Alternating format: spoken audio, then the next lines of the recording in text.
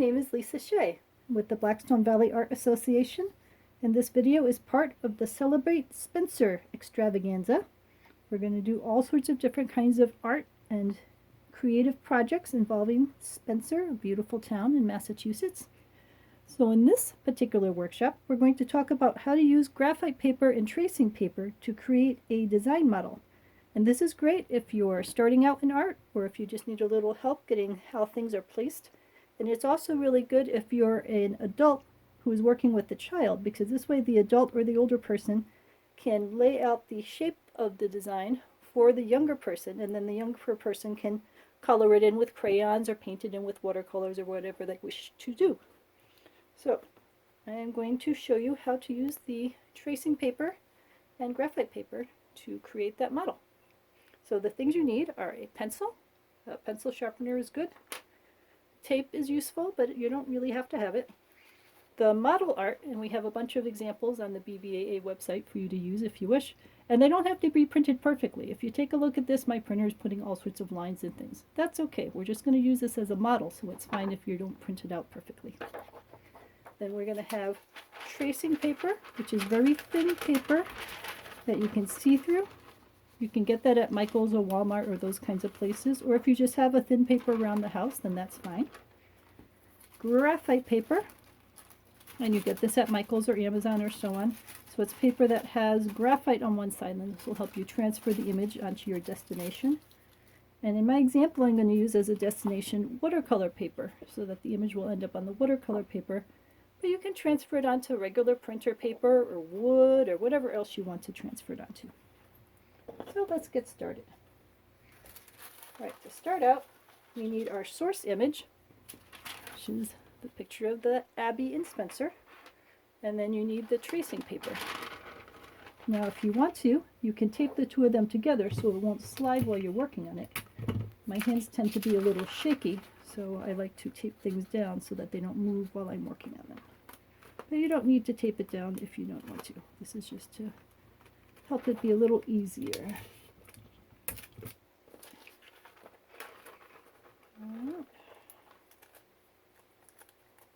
That tape is being a little sticky and sticking to everything.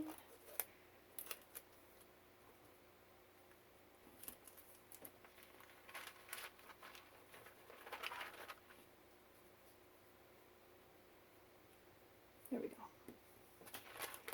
All right. Tracing paper is taped to the image, and you can see that you can see through the tracing paper to the image, and that's how you're going to be able to trace it.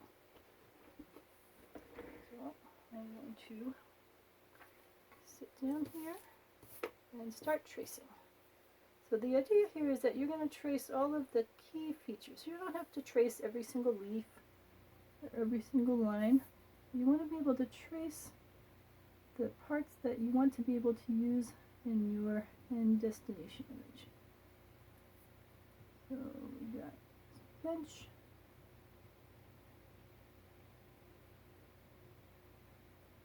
go around all the main parts of it.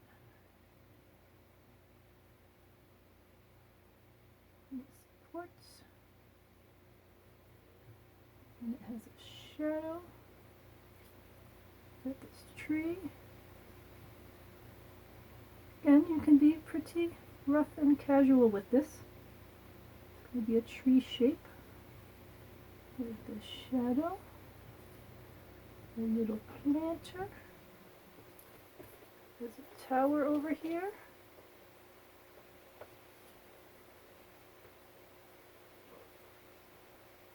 And that.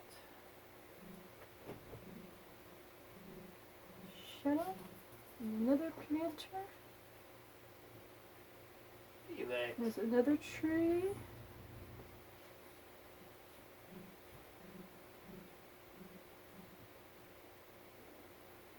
Another shadow.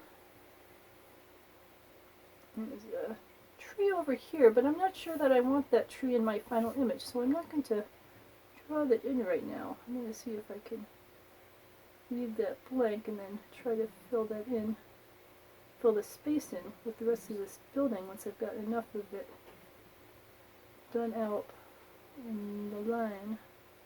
I'm putting in the roof line of the building and this cute little design there.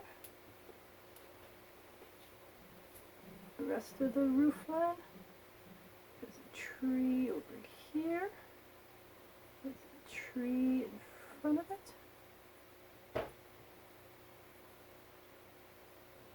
This triangle of the roof over here. Shrub, line of the grass,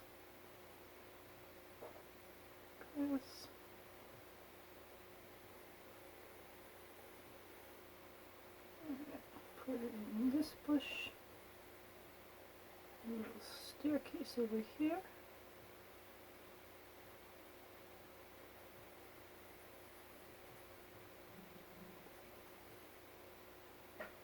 And the roof line.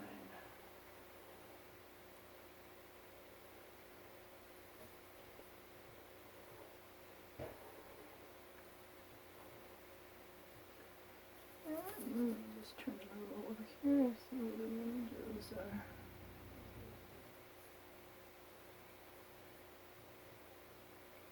The windows.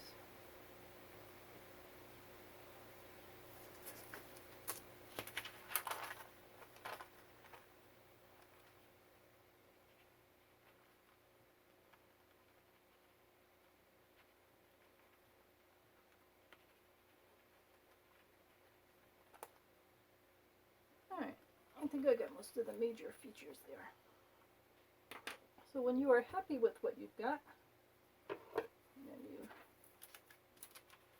disconnect it from the object that you taped it to.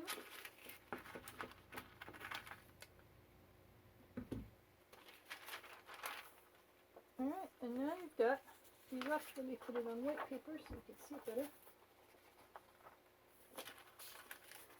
Alright, so you can see that I've got the rough shape, slide it up a little, of the scene that I was working on. And I deliberately left the tree off over here because I'm going to want to try to straighten that out and fill in the rest of the building without the tree, just because I think it would look prettier.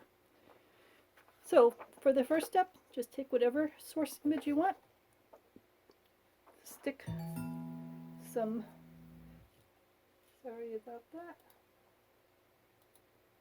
stick some tracing paper on top of it, tape it down, and then trace it as best you can with the pencil. And you can see I didn't put in like all the bricks of the mill or the tower or anything like that, but you're giving yourself a rough general estimate. Alright, so step 2. You have your graphite paper. Now graphite paper actually has a front and a back. There's one side that does not have graphite on it, and then there's the other side that does have graphite on it, which is usually the darker side. And you want the side that does have graphite on it to be facing down against the thing that you want the image on. And you can figure this out pretty easily by just putting it down and writing with the pencil. You see? Writing with the pencil. We'll do it in this corner.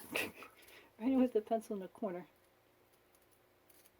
It should make a mark. See how it made a mark there? So it's not that the pencil is actually making a mark. What the pencil is doing is pressing down, and the pressure is causing the graphite to come off the bottom side of the paper and show up on the destination there. So once again, it's good to have this not move, because if it moves, then your image is going to be a bit jumbled. So I'm taping the graphite paper down onto my watercolor paper, which in my case is the destination for the image. Right, so the graphite paper is now taped with the graphite side down against the paper, and now we've got my tracing paper with the image I want to do. Let me put this down.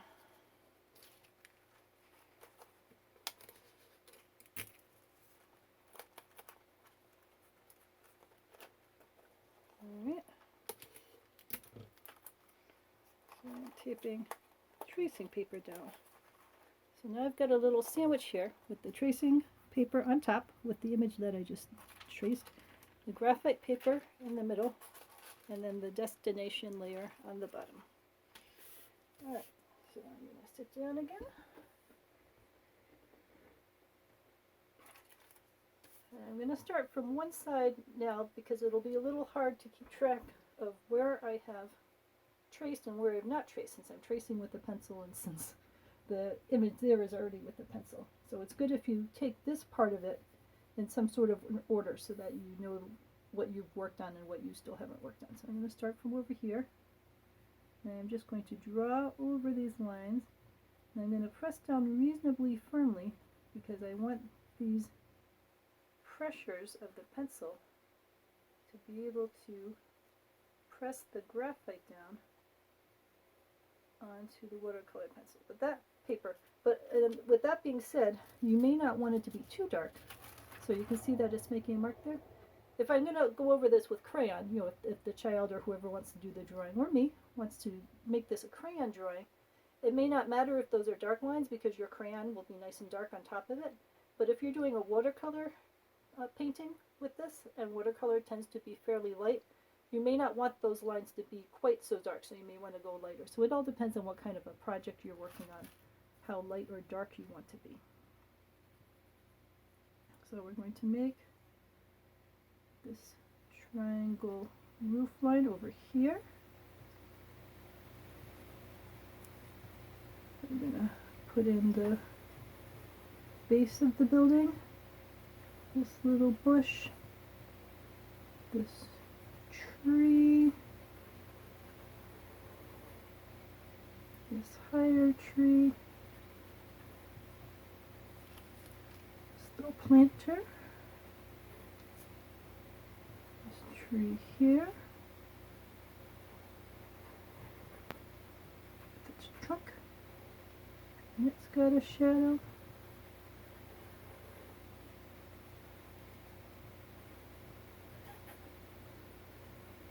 The roof line goes across to there,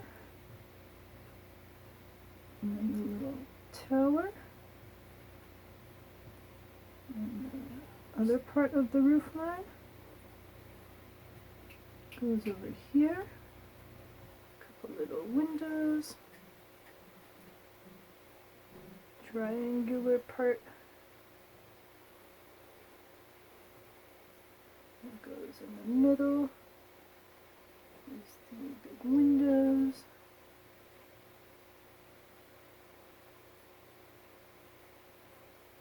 This bench.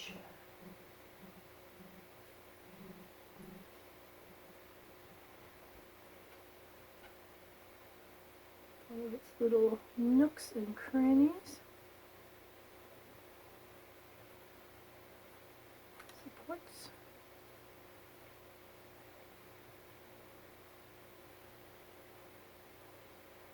Remember, this is just graphite we're putting on it. So if we look at the end result and we want to erase something, we can just erase it with a regular eraser. So nothing is ever really permanent. Always make changes. Got that tree, and it has a shadow. We've got a planter over here. We got this tower.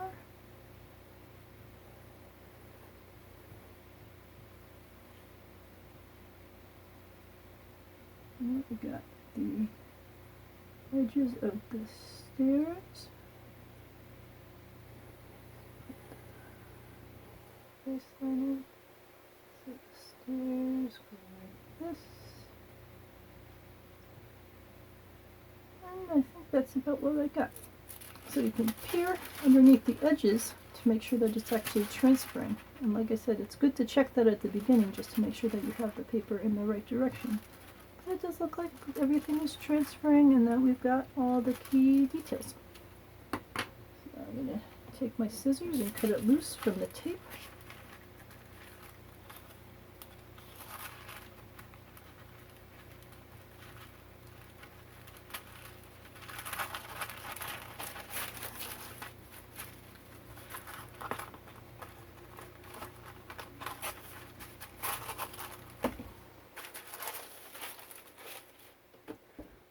Alright, so there we have a piece of watercolor paper, and it's faint, so you may not be able to see it too very clearly in there, but it's got the tracing images of the main shapes of the Abbey. So then if I wanted to, I could take a thick marker pen, for example, and make those nice and dark if I wanted to give this to a child or someone else, and have them use it as a coloring book image, so that then they went in and colored it with crayons. Or if they wanted to do it with watercolors, I might take ink and mark those out with black ink, because ink and watercolors is a common combination. But whatever you want to do, now you've got a starting point to be able to work with. So post if you have any questions. We are happy to help. And take a look at our other videos to see what other kinds of things you can do as you celebrate Spencer. Thank you to the Spencer Cultural Council for supporting this project, and we hope to talk with you soon.